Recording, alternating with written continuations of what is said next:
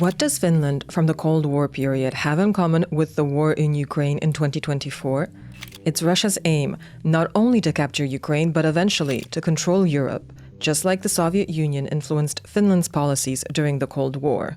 It's called the Finlandisation of Europe. That means not challenging a more powerful neighbor in foreign politics while maintaining national sovereignty. And in this video, our expert looks at the latest threats and proposals Russia has to subjugate not just Ukraine, but also European countries. During the last several weeks, we've seen an increase in the radicalization of the Kremlin's rhetoric. It was visible in the interviews and speeches made by Vladimir Putin for international journalists and the leadership of the Russian Ministry of Foreign Affairs. To journalists, Putin said that Russia would consider sending assets, including military assets, to various regions of the world to target Western countries, especially those who agreed to Ukraine using Western weapons on neighboring Russian territories. We can speculate that Putin alluded to militarily supporting countries in Africa, the Red Sea, and North Korea. This would mean a horizontal escalation of Russia's aggression. The other message that Putin conveyed to Western countries: don't assume that Russia won't use tactical nuclear arms in the war in Ukraine. He specifically reiterated that in principle, Russia may use nuclear arms whenever the sovereignty and territorial integrity of Russia is in danger. And lastly, he alluded to the possibility of amending Russia's nuclear doctrine. What Putin said was in fact lowering the threshold of nuclear use. Not only declarations made by Putin, that was also some action, which was meant to increase the credibility of those threats, especially on two occasions. There were two military exercises using Russian tactical nuclear arms. The first took place in late May in the Southern Military District and the Black Sea, directly neighboring Ukraine. The second was in mid-June in the Leningrad district and the Baltic Sea, bordering Finland and the Baltic states. During that last exercise, Russia performed strategic flights over the territory, including incidents of violating Finland's airspace. That was a move which could be viewed as a provocation. But on the other hand, during those events, Putin also provided Ukraine and the West with sort of an offer.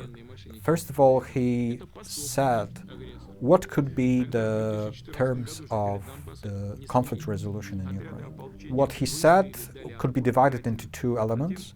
So one, the terms of a ceasefire, which were two. One was withdrawal of the Ukrainian forces towards the administrative borders of those regions formerly annexed by Russia in autumn 2022, namely Luhansk, Donetsk, Zaporizhia and Kherson Oblast, which means that Ukrainians supposed to abandon the current positions and withdraw further deeper into their own territory, allowing Russia to occupy further parts of Ukraine. And the second term for the ceasefire was to announce publicly that Ukraine is no longer seeking membership in NATO.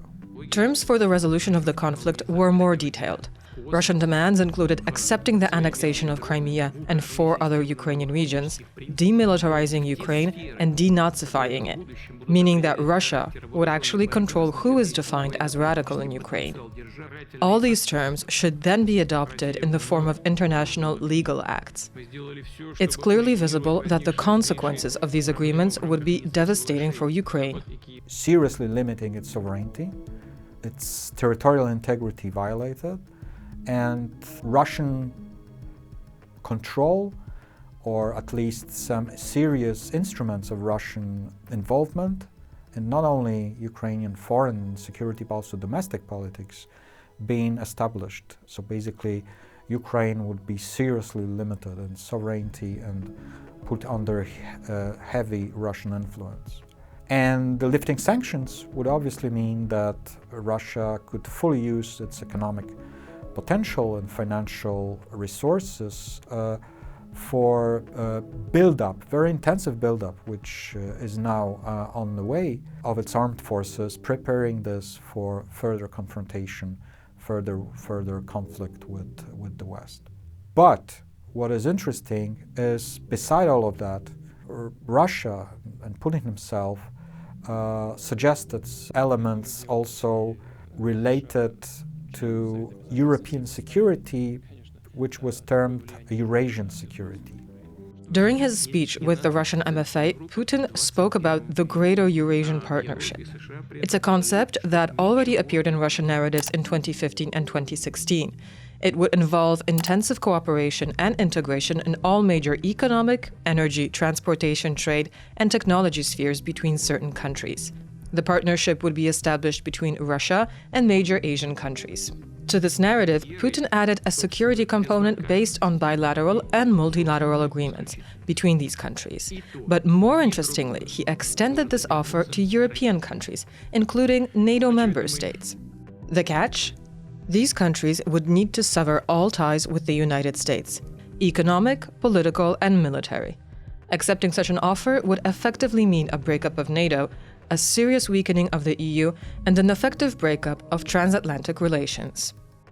So in fact, both offers made by Putin towards Ukraine and towards the West are sort of pseudo-offers, because the effect of them would be surrender of Ukraine and Finlandisation of Europe, which would be open for economic and then political penetration by China, doing that in tandem with Russia.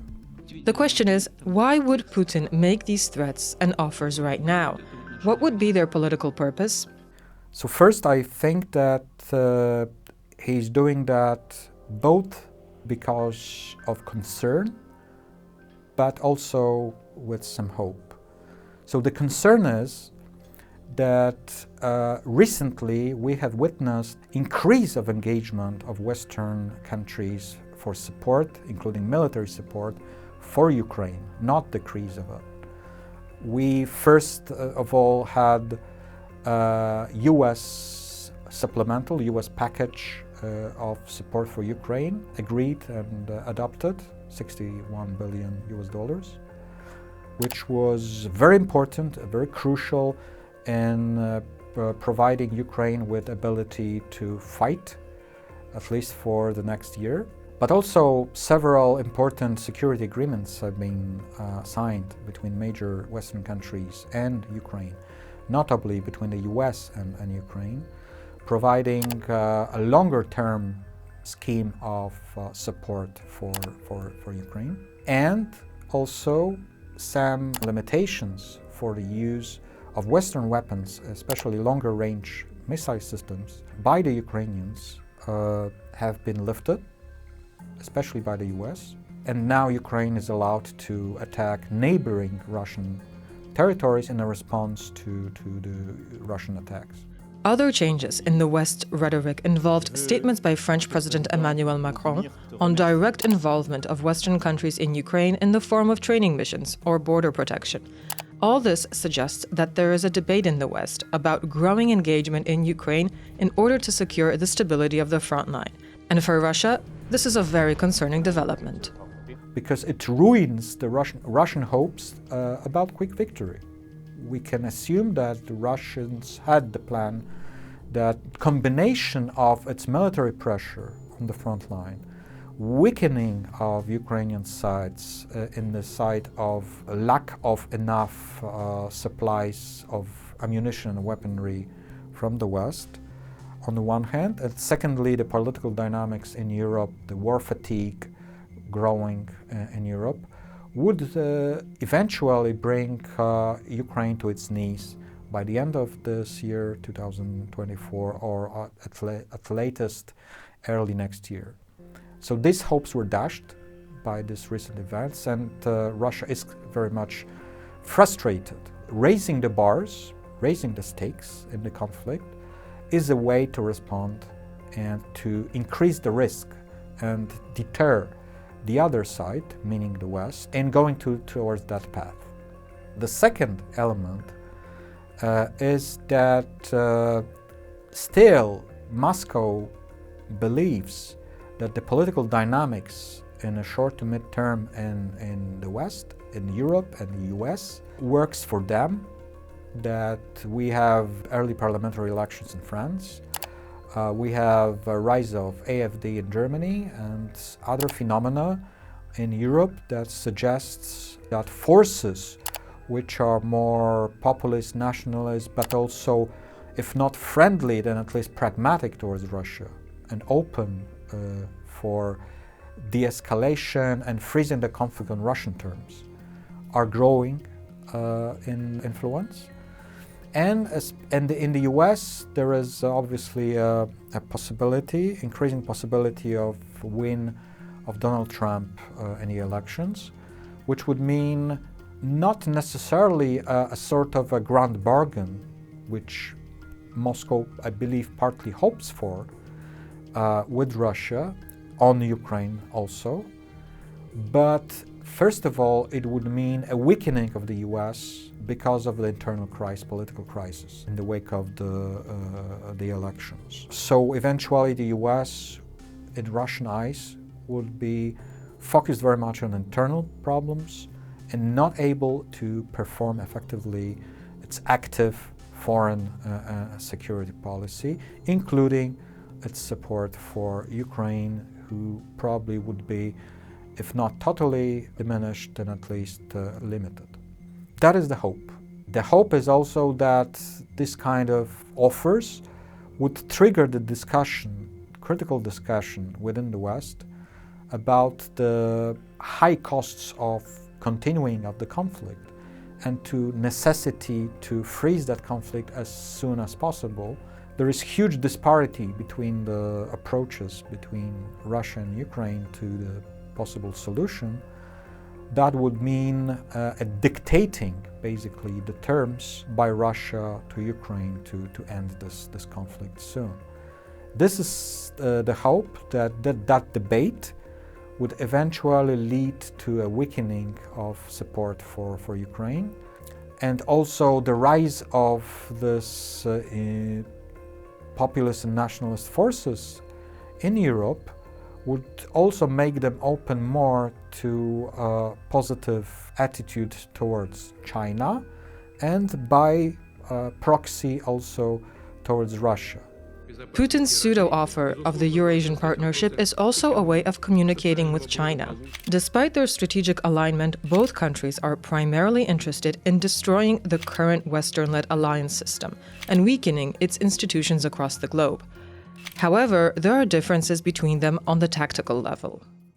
Russia is in a de facto war with not only Ukraine but also the West, severing its ties with Europe and trying to fully shift towards its cooperation with East, with Asian countries, with the potential of escalation of that conflict, while in China's interest is to keep this relationship with Europe open, is to allow China to penetrate European economy. One of the instruments of that, not only but an important, is corridor to Russia, the element of One Belt, One Road initiative. China is interested in de-escalation rather than escalation of the conflict because it hampers its trade and other cooperation with Europe. So this is a tactical difference, and the Russian message, not only for the West but also for Chinese, is that, look, I'm ready to de-escalate, but it should be on terms which are both positive for Russia and China, meaning that Europe has to cut off its cooperation with the US, sending a signal that these kind of tactical differences can be managed somehow. Of course, it does not mean that Putin believes those offers could be easily accepted, but he hopes that the already mentioned political dynamics in the West would slowly create circumstances in which at least elements of those, both in terms of Ukrainian settlement and in terms of cooperation with China/Russia would open slowly. So this is the reason why the Russians are doing that, which we can sum up that what Russia is trying to do is to threat with both horizontal and vertical escalation, but also creating a pseudo offers of conflict settlement in Ukraine and creating a long-term new architecture of security, stability and development in broader Eurasia. Thank you for watching. For more on Russia and its foreign policy, take a look at one of our videos on screen now.